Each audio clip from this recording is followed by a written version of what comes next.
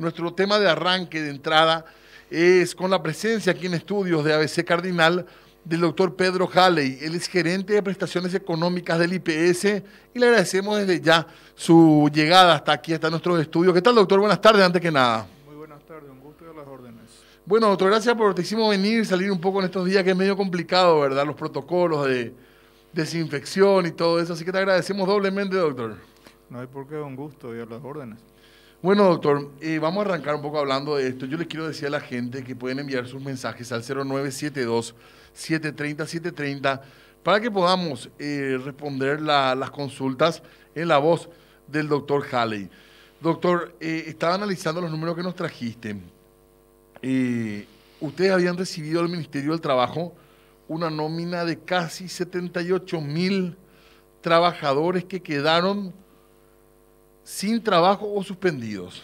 Suspendidos con contratos de trabajo, suspendidos, comunicados por sus respectivos empleadores, unos 7.000 empleadores más o menos, de acuerdo a información del Ministerio, que comunicaron al Ministerio de Trabajo a través de la plataforma disponibilizada por el Ministerio o el cese total de actividades de la empresa o la suspensión de los contratos de trabajo de sus respectivos trabajadores dependientes por hasta 3 meses de la nómina total o de la nómina parcial. Ya, o sea que podríamos decir los dos casos, digamos. Son los dos grandes disparadores, digamos, de este beneficio de llamado compensación económica por desempleo, que no es un seguro de desempleo, eso es otra cosa. Esta es una gestión que la ley de emergencia sanitaria le entregó al IPS en virtud del artículo 46 de esa ley, donde nos dice el Estado a cuenta de su deuda te entrega esta plata, 100 millones de dólares, para usar en estas dos finalidades. Uno es la compensación por desempleo, que es este tema, y el otro beneficio es algo que sí existe en la legislación previsional, que es el subsidio de reposo por enfermedad común, COVID, que hasta ahora se está aportando mesuradamente, con 40 solicitudes nada más. Ah, qué interesante, doctor, este punto. A ver, ¿y cómo hicieron ustedes para ajustar esto en términos legales, estos pagos excepcionales que, como bien decías, doctor, no es un seguro de desempleo? Bueno, soporte jurídico hay porque la ley de emergencia sanitaria autoriza el uso de esos 100 millones de dólares para esa finalidad. A ese efecto, la ley de emergencia sanitaria dice esta plata se va al Fondo de Salud, que es donde está esa plata contablemente hablando, y se está utilizando para pagar ambos beneficios, que paga el Fondo de Salud luego por naturaleza. Subsidio de reposo siempre pagó el Fondo de Salud, no el Fondo de Jubilaciones. Y subsidio por desempleo también corresponde ser absorbido como un gasto del Fondo de Salud. No se pudo ampliar, perdón Diego, no se pudo ampliar, doctor, la nómina de beneficiados a más. Viste que se paga solo a los que ganan menos de 2 salarios, ¿verdad? No se pudo ampliar eso. Mira, cuando se inicia, cuando nos enteramos que se nos confiere esta gestión y nos dicen va a tener 100 millones de dólares el Seguro Social para pagar esto, la expectativa de población trabajadora que se iba a ver afectada por una suspensión se estimaba en más o menos 320.000 personas. Eso era en la época de cuarentena total, sí, y de ataque masivo, digamos, de las suspensiones. Si nosotros éramos muy generosos, por decirlo entre comillas, abriendo totalmente la jugada y diciendo a todos se les va a pagar, no poniendo límites, en el sentido de no decir que a aquel que gane hasta 2 salarios mínimos, ni decir que el beneficio es 50% de un salario mínimo, 1.096.000. Posiblemente íbamos a pagar mucho, generosamente entre comillas, a muy pocos. La plata no iba a alcanzar para todos. Entonces la opción del Consejo de Administración fue, vamos a poner 50% de un salario mínimo a este rango de trabajadores en la expectativa de cubrir a esos 300.000 que se veían venir. Pero ¿qué pasa hoy? Que con el transcurso de la cuarentena inteligente hay muchas empresas que están suspendiendo las suspensiones, retomando la actividad. Entonces, ojo a ese dato. Es un escenario cambiante. Entonces, hoy creemos que la suspensión, el total, se va a detener en unas 120.000 personas. Nos vamos a llegar a las 300.000, que estimábamos pesimistamente, digamos, al principio. O previsoramente. O digamos objetivamente, pero eso significa que puede haber un vuelto, es decir, hoy el gasto está en no más de 5 millones de dólares hasta ahora. Hasta ahora. Supongamos que esto suba hasta 100.000, 120.000 trabajadores, posiblemente se gaste 20 millones de dólares, un poco más. Va a haber un remanente de 80 o algo así, y ahí se podrá pensar en una segunda vuelta, en un segundo pago de 1.096.000. Esa luego fue la idea original. O sea que de momento no se cerró todavía esa posibilidad de alcanzar a más gente a partir de ahora. No, esas son disposiciones administrativas, están en el sentido de que están reguladas en un decreto del Poder Ejecutivo. Sí. Si sobra plata, desde luego nadie se quiere quedar con esa plata, hay que invertirla en la gente que necesita, porque este es un beneficio alimentario para comer, es para la persona que se quedó con 0 ingreso. Es para esa persona.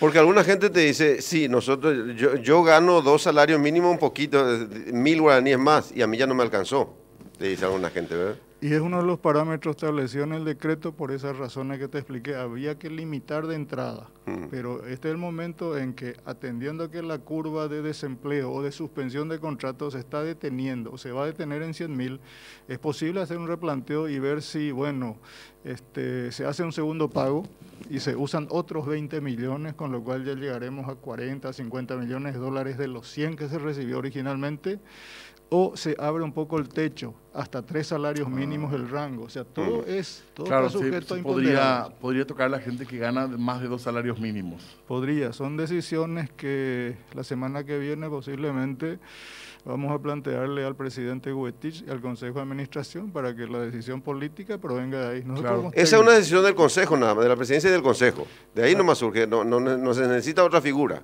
Se necesita una aquiescencia del poder político, del poder ejecutivo. Seguramente va a tener que promoverse un decreto ampliatorio del que ya reglamenta esta ley, donde se diga, bueno, a partir de ahora se autoriza un segundo pago o se abre el techo a 3 salarios mínimos como techo.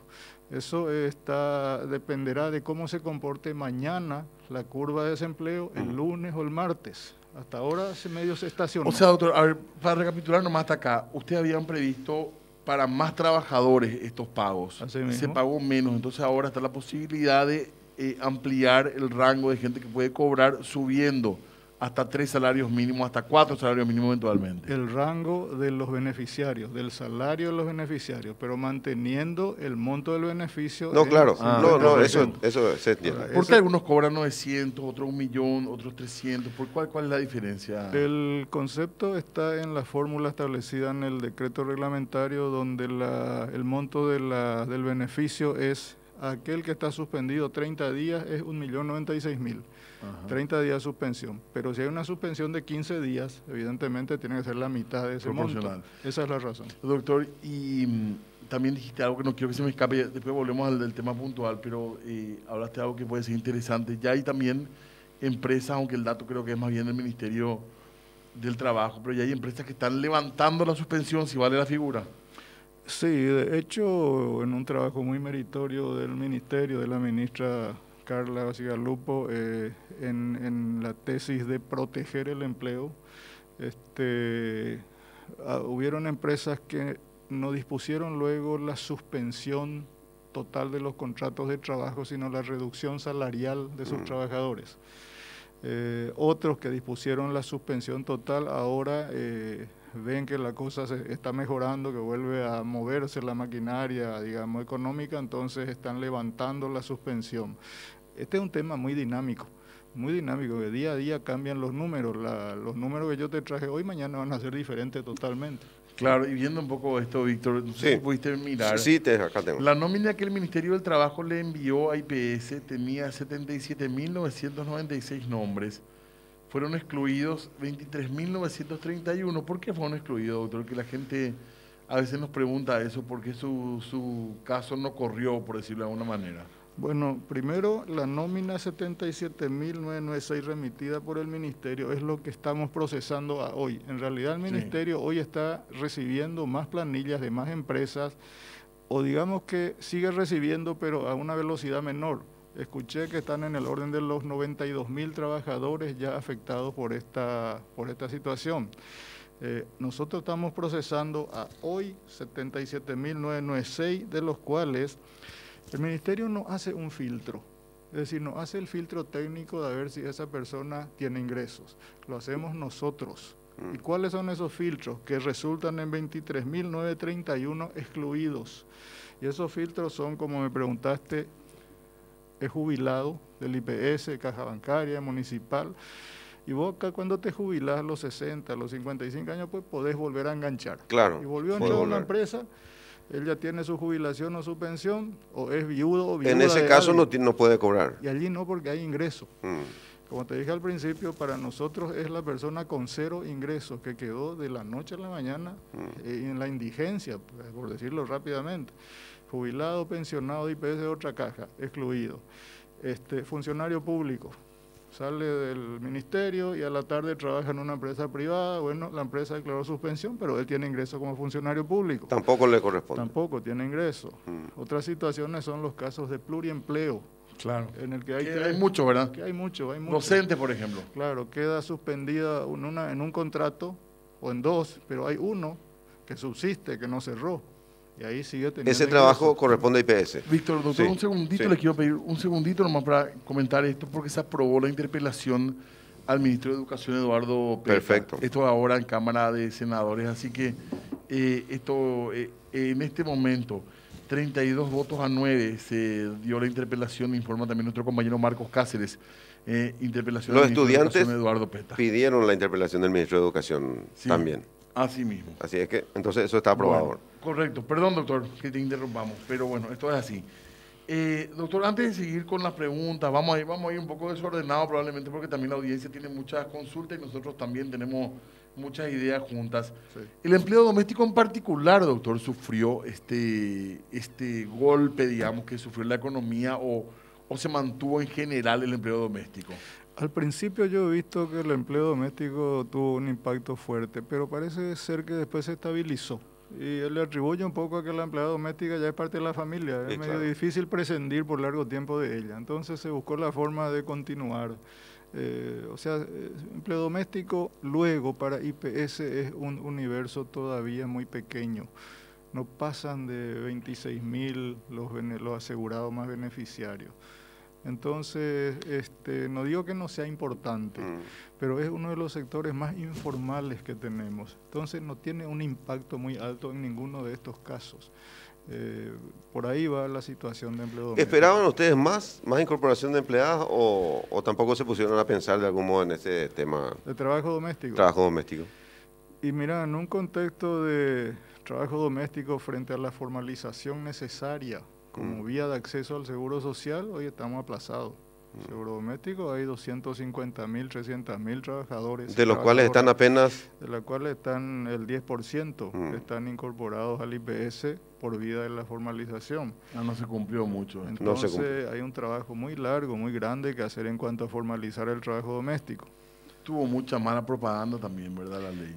Y aparte hay una realidad que yo la he visto desde hace mucho tiempo, el salario mínimo del trabajo doméstico, y no hago un juicio de valor sobre el salario de la trabajadora doméstica, tan digno como el que gano yo o lo que sea, pero en la medida en que se iba dignificando ese salario, primero era 40%, luego pasó a ser 80%, ahora es 100% del salario mínimo. En la medida que subía, disminuía la cantidad de asegurados. Se daba un efecto rebote inverso. Por eso es que hubo una disminución que el ministerio con mucha inteligencia logró compensar esa disminución combinando trabajo doméstico con la ley de medio empleo. Entonces se mantuvo el nivel de cotizantes trabajo doméstico. No se rescindió tanto por eso. No se sintió tanto. La persona que era trabajo doméstico cama adentro, digamos que se convirtió en medio empleado, pasó a ser jornalera, servicio doméstico, pero es la misma persona y es la misma relación de trabajo. Entonces los números finales se mantuvieron. Ahora, el tema de trabajar por hora en el servicio doméstico tampoco corre mucho, me parece, en Paraguay. ¿O cómo ven ustedes, doctor? Y mira, es una cuestión cultural. Yo veía mucho, y a mis años he visto ya el trabajo doméstico cama adentro como el único modo de trabajo en esa modalidad. Pero lo que estoy viendo ahora desde la Seguridad Social es que está migrando hacia el trabajo por jornada.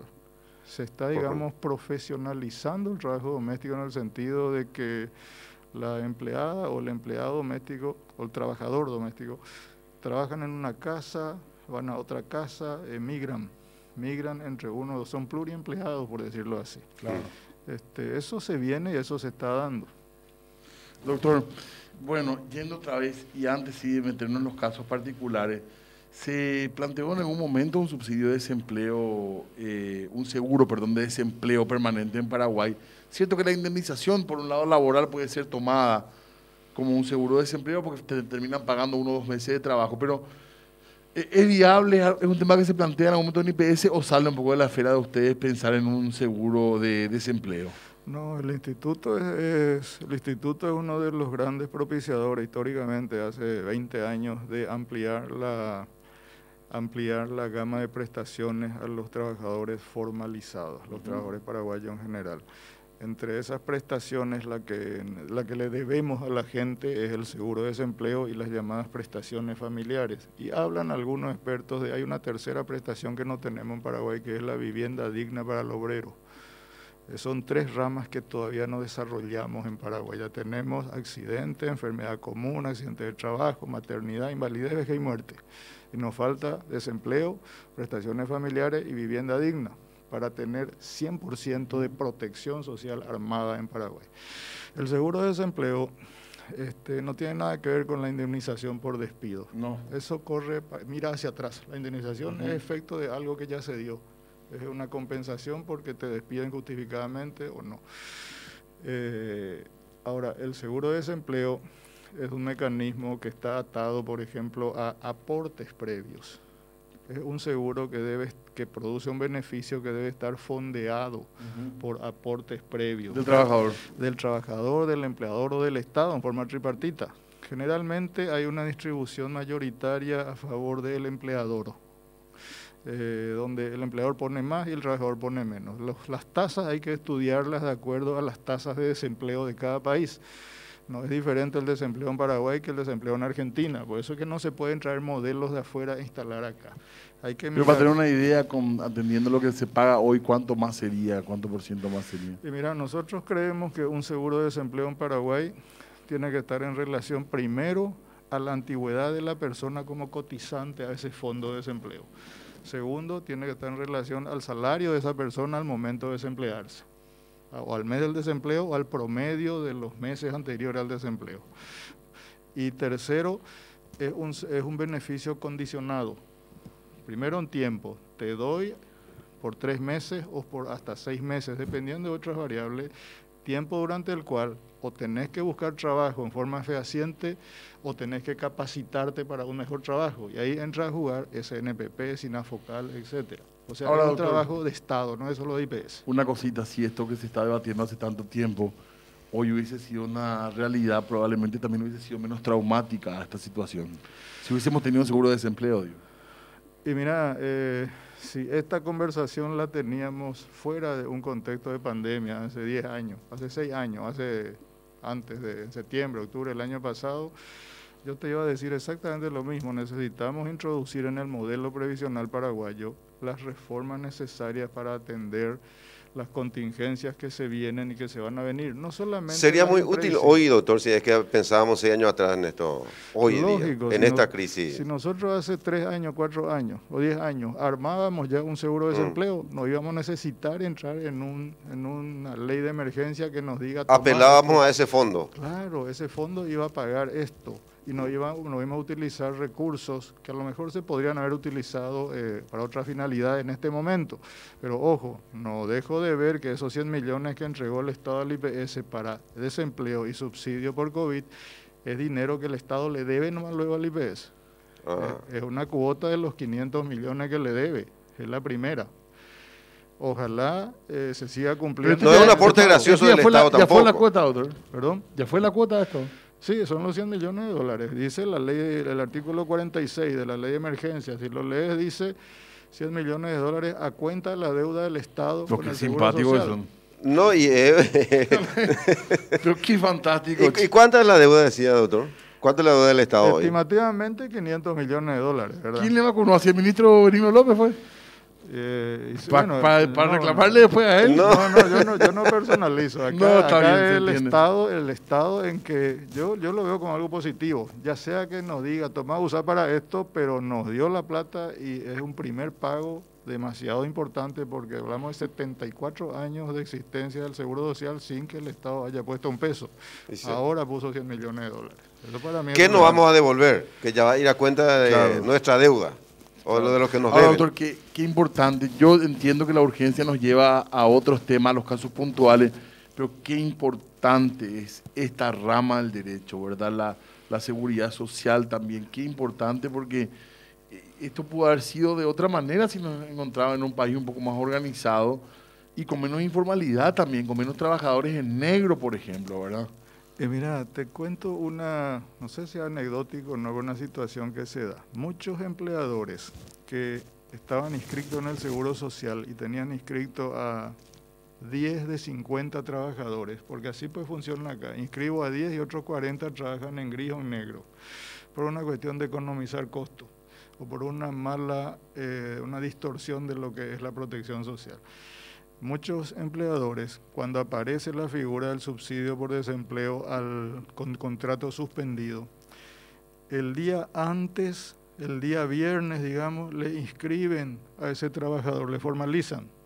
El señor estaba en negro años, le formalizan el viernes y el lunes piden la suspensión del respectivo contrato. ¿Por qué? Porque cerraron, entonces que IPS se haga cargo de ese prójimo que ahora le blanqueamos para castigarle, por decirlo así, le pagamos 1.096.000. Eso marca qué cosa, y es un rasgo característico de las economías laborales muy informales, que es el rasgo que caracteriza a nuestro sistema, la informalidad. Y es la batalla frontal que el Ministerio de Trabajo está librando, que el IPS acompaña, ¿verdad? Nosotros no somos formalizadores, nosotros sufrimos el efecto de la formalidad o la informalidad. Esa es una misión del Estado. ¿No es muy lento ese trabajo, doctor? ¿Perdón? ¿No es muy lento ese trabajo de formalización? No, yo creo que es rápido, pero es rápido en el contexto de lo que somos. Somos muy informales. Entonces, en ese contexto, el trabajo del Ministerio es muy meritorio. Tiene que ser, desde luego, tiene que tener armas más efectivas. Nosotros en el instituto, por ejemplo, a través de una modificación del año 2015, una ley, castigamos severamente la evasión patronal o la elusión patronal o la subdeclaración o el cobrarle al trabajador y no transferir. Esos tenían penas que eran de 15.000, 25.000 guaraní por persona. Ahora eso se endureció ahora. Ahora tiene inclusive pena carcelaria. Falta reglamentar adecuadamente, pero ese tipo de armas necesitamos para atacar la informalidad. Más allá del trabajo de concientizar a la gente de que finalmente, como ocurre ahora, cuando te quedas sin nada, es el Seguro Social el que te ampara. ¿Se redujo mucho la evasión a partir de esta medida? Se redujo relativamente. Se venía reduciendo. Hasta diciembre, enero, durante la administración del doctor Huetí, hubo un trabajo muy importante en ese sentido, principalmente también a través de facilitaciones de pago de las moras. Eso permitió a mucha gente ponerse al día, incorporar a trabajadores que estaban sin protección, volvieron a entrar, y era una curva ascendente, y aparece el coronavirus. Aparece. Y hoy nos golpea fuertemente porque perdimos una importante cantidad de trabajadores asegurados, lo cual se refleja en aportes que han disminuido también significativamente, y eso a su vez tiene efectos financieros terribles al interior del instituto, especialmente respecto al Fondo de Salud. ¿En cuánto tiempo, doctor, se va a sentir esto? Ya se está sintiendo. El aporte se redujo en el mes de abril, la reducción es del 29% en relación al promedio de los últimos 12 meses. Y eso es demasiado fuerte. Es fuerte. ¿Por qué es fuerte? Tal vez no para el fondo de pensiones, de jubilaciones, que es el fondo que administra mi gerencia, de jubilaciones, pensiones. ¿Por qué? Porque tenemos reservas, tenemos espalda financiera, hay reservas técnicas en el sistema bancario que, por decir, si no hay aporte, las reservas van a cubrir los beneficios y por mucho tiempo, porque hay muchas reservas. Pero el Fondo de Salud, mal llamado Fondo de Salud, es realmente un programa presupuestario de ejecución anual, donde vos prevés a principios de año voy a gastar tanto de acuerdo al flujo de caja que voy a tener. Pero si no hay ingresos, como está ocurriendo ahora, que está bajando, por más que presupuestes lo que sea, no tenés que No gastar. existe ese dinero. No existe el dinero. Y eso es lo que está pasando en el Fondo de Salud, en el Programa de Salud y en el Programa de Administración General. 3 fondos maneja el Instituto: Jubilaciones, Salud y Administración General. Son separados, son como 3 instituciones dentro de una. Y ahí están habiendo problemas. Doctor, vamos a ir metiéndonos en tema de COVID todavía más intensamente.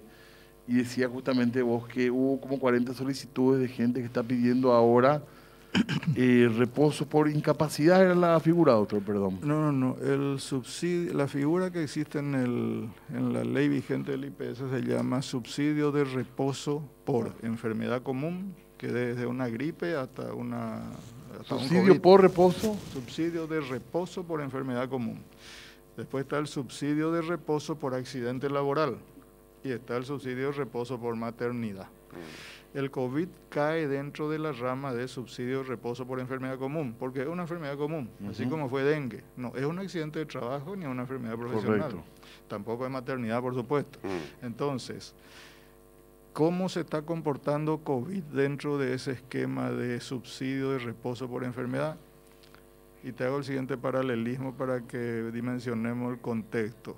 Cuando dengue apareció allá por septiembre, octubre, noviembre del año pasado, arrancamos con unos 40 subsidios de reposo por dengue, enfermedad común, a fines del 2019. Y llegó a 44.000 subsidios en abril.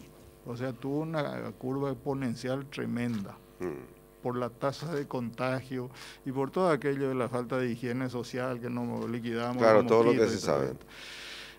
COVID hasta ahora está en 40 solicitudes, pero tiene una particularidad que a mí me aterra. Si tiene el mismo comportamiento que dengue en términos de tasa de contagio, no solo va a ir a 44.000, va a rebasar 44.000 subsidios de reposo. ¿Por qué? Porque COVID tiene esta particularidad que aísla o incapacita para el trabajo al enfermo y al entorno. Porque completo el entorno. Si en esta mesa en que estamos 5 personas, yo soy un compañero de trabajo acá y caigo con COVID positivo, los 5 caemos. Toditos tienen que guardar reposo.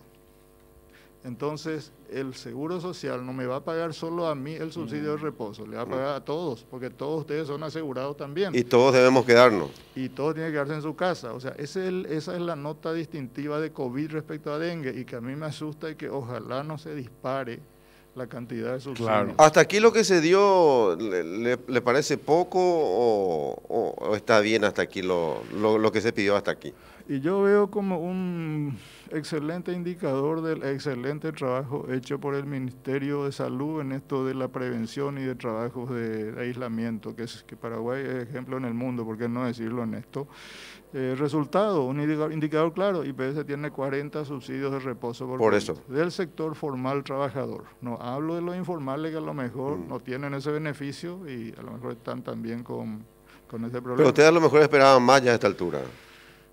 No deseamos ni el mal, ¿verdad? Pero yo esperaba mal, pero hasta ahora se está comportando decentemente el COVID en esa parte. No hay mucho subsidio todavía. ¿Quién califica por estos reposos? ¿Solamente los que tienen el cuadro diagnosticado y eventualmente...? Asegurado de IPS con diagnóstico positivo de COVID, 40 casos solicitados y ya procesados.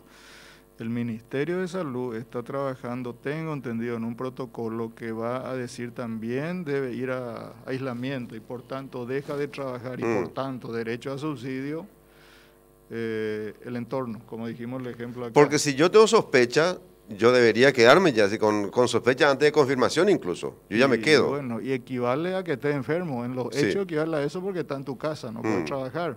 En ese caso yo ya debería tener también mira, si ese aislamiento en tu casa te impide trabajar, digamos que ni teletrabajo no podés hacer, el Seguro Social tiene que pagarte un sustitutivo de tu salario, que es el 50% de tu salario durante los días de reposo, que son 14.